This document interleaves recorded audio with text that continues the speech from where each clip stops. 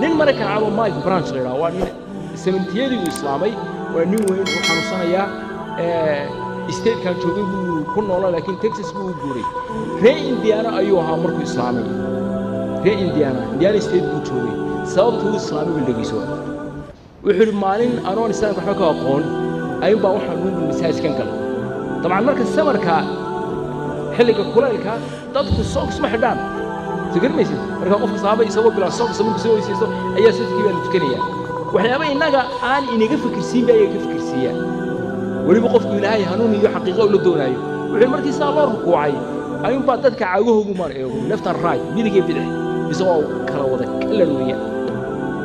lacagtiisu madowdahay lacagtiisu cadday lacagtiisu brown tahay mid maxay ay tahay waa yaabin sababtu aad garanaysaa sababtu uu yaabay wuxuu yaabay dadkan wada kala kalarka ah ee haddana the same worship place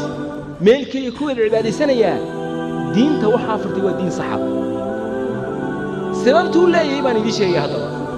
waxa weyn Sunday soo maalinta kristaanka adduunka dhan ma waa maalinta kaniisada tagaa soo ma waxa la yiraahdaa Mareykan maalinta ugu raysiisan badan maalinta ugu cunsuriyad badan Mareykan waa aroornimada subaxnimo sababtu aad garanaysaa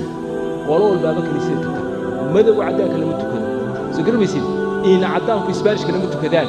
Isbaanishku madow lama tukadaan qolo walba iyagoo ma garanaysaa isirkoodii iyo ethnic groupkoodii raacaya waxa weeyaan waxa dheeraysaa kaniisada ay leeyihiin Greek kaniisada ay leeyihiin kristaanka carabtu kristaanka mid madow leeyahay mid Isbaanishku leeyahay mid cadaanku leeyahay